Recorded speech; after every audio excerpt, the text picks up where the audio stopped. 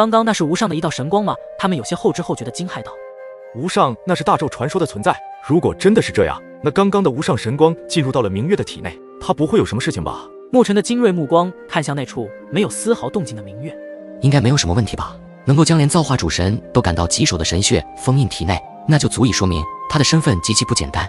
灵动一针见血地喃喃道，毕竟他们可是见识过觉醒神血5成力量后的明月是多么的强大，即便是神冥界的高层神灵全部出动都难以将其镇压。这一次要不是萧炎，恐怕整个神冥界都将会毁在明月的手中。无上神光神血封印，萧炎陷入了一阵沉思，为何只有明月没有了肉体？如果刚刚真的是这道无上神光的力量呼唤救下他们，应当来说明月也应该不会失去肉体才对。这其中，就在萧炎等人困惑不解的目光中，明月的身体忽然轻轻颤动起来，仿佛是经历了漫长的沉睡后终于准备要觉醒。明月的身形轻盈地站起，仿佛羽毛轻拂水面，无声无息。他那平静如水的面容在这一刻变得生动起来，明月的身影仿佛与周围的空间同步呼吸，他的动作中蕴含着一种说不出的韵律。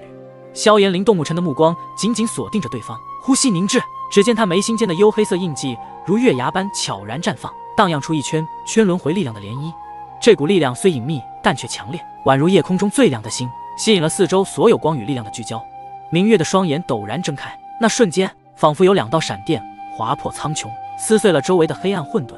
他的目光深邃而神圣，如同深渊中的紫火，燃烧着不屈的意志以及神秘的气息。萧炎、灵动、牧尘3人只觉得眼前一花，一股前所未有的法则之力笼罩了四周，而在明月为中心的混沌仿佛被他的目光切割，一股无上法则的力量在他周身流转，令人心灵震颤。旋即混沌中似乎有了形态，原本混沌不清的场景仿佛被一双无形的手重新绘制，色彩渐显，形态各异。萧炎他们3人感到一阵目眩神迷，仿佛置身于一个全新的世界，而明月就仿佛是这个世界的创造者，他的每一个动作，每一次呼吸、站立、睁眼，都像是在演绎一道神秘的无上法则。在这全新的世界中弥漫着一种强烈的仪式感，明月成为了这个空间的中心，所有的力量都在他的掌控之中。在他那无上法则的引领下，混沌不在，一个新的世界即将诞生。萧炎他们的眼中闪过一丝惊骇，他们从未见过如此震撼的场景。明月的身影在光芒中显得愈发神圣，仿佛他与这无上法则融为了一体。这股力量好强，难道他是无上？萧炎被这里的法则笼罩，在这双眼震惊于敬畏间，勉强地道出了自己心中的猜想。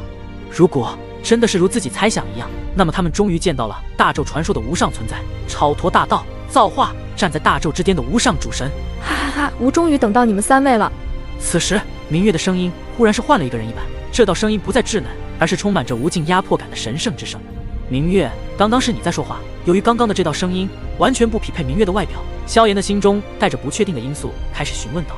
对，这里除了吾还有谁？望着明月张嘴动作，这道充满着无尽压迫感神圣之声的确就是他说出来的。那你刚刚不是已经陨落了吗？而且你的声音怎么变了？萧炎在很久之前见过这位明月姑娘，当然她的声音只有稚嫩感，没有此时的压迫神圣感。其实这才是吾真正的声音，只不过你们所见到过的明月只是吾的一道法则演变，至于法则为何会演变出你们所见到的明月，事情说来话长，等日后有机会吾再与你们讲述。不过目前最为重要的是，我已经在这里等你们3位无上传承者千万年了。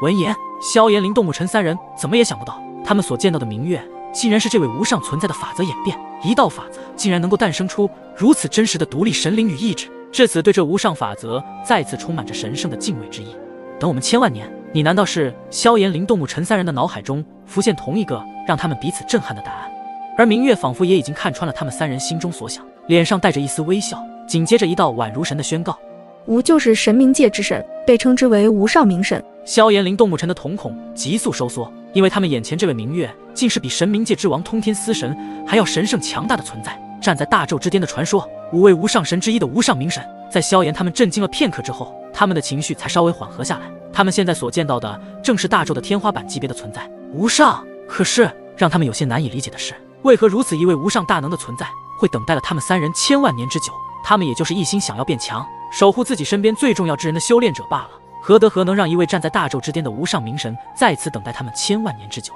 小辈萧炎、灵动、牧尘拜见无上明神。他们3人异口同声，脸上浮现对眼前这位无上明神的恭敬与敬畏。要知道，眼前这位无上明神乃是大纣之巅，即便是造化主神也得臣服于他。萧炎他们身为大道初期主神，根本在对方的眼中是一颗沙子一般的渺小，只要对方愿意动一动无上法则，他们就会永远的消失在法则之中。所以他们怎么不恭敬，怎么不敬畏？你们3位应该就是无上传承者了吧？很不错，你们的表现我已经看到了，的确有着当年其他无上的影子。看到萧炎、灵动牧尘在丰都城的表现，不得不说他们的实力如今虽然只是大道初期，但是可以肯定是在不久的将来，他们一定会登顶造化，成就无上的大能存在。听到无上明神夸自己，萧炎、灵动牧尘有些受宠若惊，被一位无上神如此夸赞他们，显然有些不太习惯。无上明神那双幽紫色的眼眸审视着萧炎、灵动牧尘3人一眼，在他们的体内似乎有另外一股力量存在。原来如此，看来他布局的计划目前很顺利。无上明神心中自言自语的暗自一声，他的眼眸中充满着浓浓的意味深长之色。但在萧炎、灵动牧尘3人看来，只觉得无上明神便是他们的天，一个无法触及的存在。想必你们应该知道一些关于天古浩劫的信息吧？无上明神也将话题带入到了主题，接下来他所说的就是有关于当年无数神奇强者参与这一场浩劫，几乎全部陨落的原因。一听到天古浩劫4个字的时候，萧炎、灵动牧尘的神色一变，个个都极其的严肃起来。因为在他们目前所知道的信息中，天古浩劫是让大纣在最鼎盛的一个纪元时代给画上了句号的重要原因。在千万年前，我们的大纣处于最鼎盛的时代，其中序列神、天位神泛滥成灾，即便主神也都数不胜数，万千大道造化统统无处可见。当时几乎无数神灵都拥有了属于自己的修炼大道，使得我们的大纣也达到了最高的水平，并且还有着5位无上神，更是将大纣发展到了极致。但是在一次大纣的精壁处于最微弱的时候，突然大纣被无数暗黑魔物入侵，在这入侵的一瞬间，整个大纣的上空就被黑压压的无尽魔云所笼罩，而那些魔云还能够散发出吞噬神之力量的诡异之力。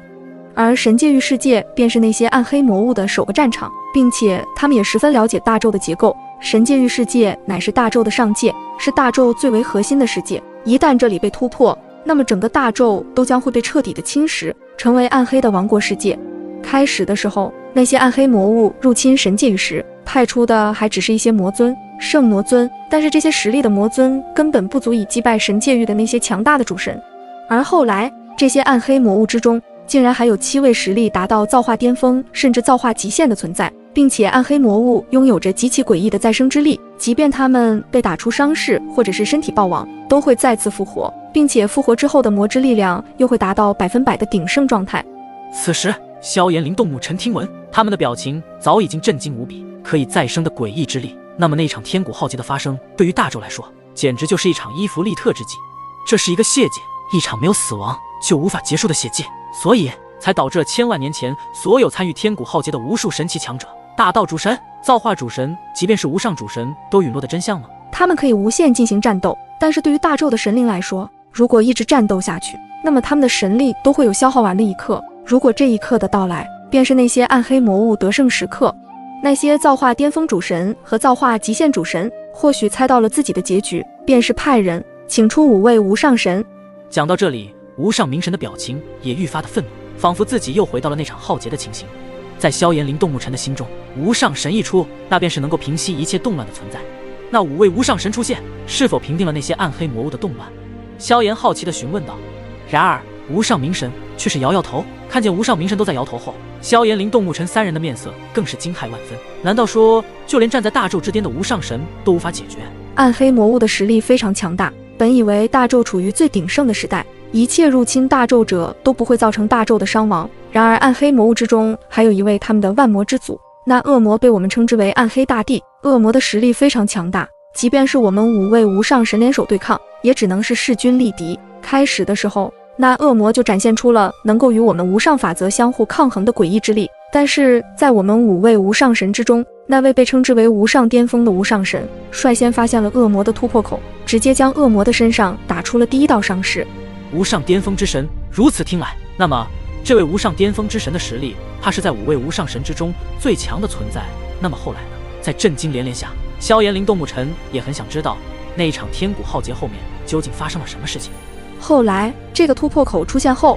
我们5位无上神暂时占据上风，那恶魔被我们狠狠地打出诸多伤势。在我们合力之下，那恶魔的身体终于承受不住我们5大法则的连击，彻底的发生爆炸。那是赢了吗？萧炎他们咽了咽口水，听到这里时，他们体内的血液都非常的狂热沸腾起来，就仿佛他们自己在有暗黑大帝战斗一般。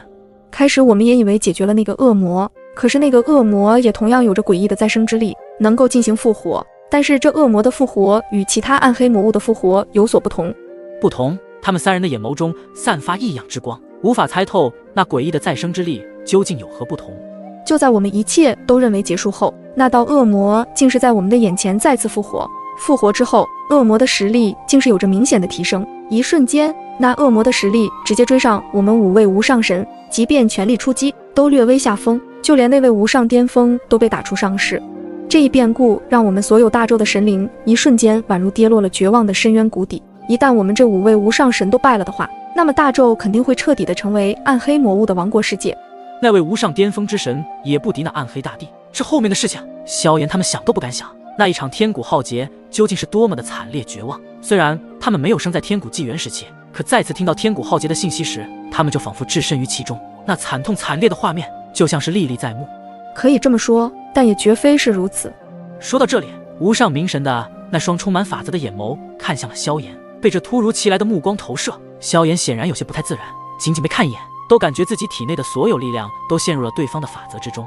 当时与我们联手对战恶魔的，其实只是那位无上巅峰的分身。分身对战一位能够将大纣陷入无尽绝望危机之中的暗黑大帝，竟然只是一道分身与之对抗，这简直有些不太敢想象。分身与你们无上神对抗暗黑大帝，那其本体呢？如果不是无上明神告知这样的信息，萧炎、灵动、沐尘就算是想破头脑都想不到，当时联手对抗暗黑大帝的无上巅峰之神，竟然只是一道分身而已。他的本体，当时我们也不清楚，但可以肯定的是，他应该迈入了那个地方，因为在那里还有更强大的存在，或者说，那才是真正毁灭级的存在。那个地方，真正的毁灭级存在，还有比暗黑大帝更强大的存在。这一刻，宛如一道巨大雷霆的炸响在萧炎、灵动、沐尘3人的脑海中传播开来。在他们所理解的意识之中，暗黑大帝就已经是不可敌的存在。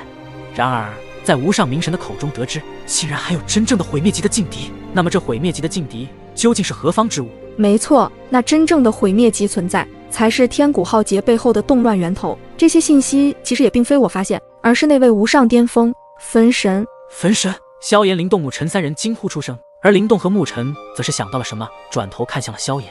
没错，焚神的传承者就是你。无上明神的眼眸再次朝着萧炎投射而来，带着一丝无上法则笼罩在这片世界。不过，虽然你是焚神的传承者，但并不绝对就是能够让你成为无上巅峰，你只是他的传承者而已。无上明神话到此处，仿佛话中有话，但至于萧炎能否理解其中的意思，那就要看他自己了。那么如此看来，即便我是焚神的传承者，也不一定能够达到他那时的高度。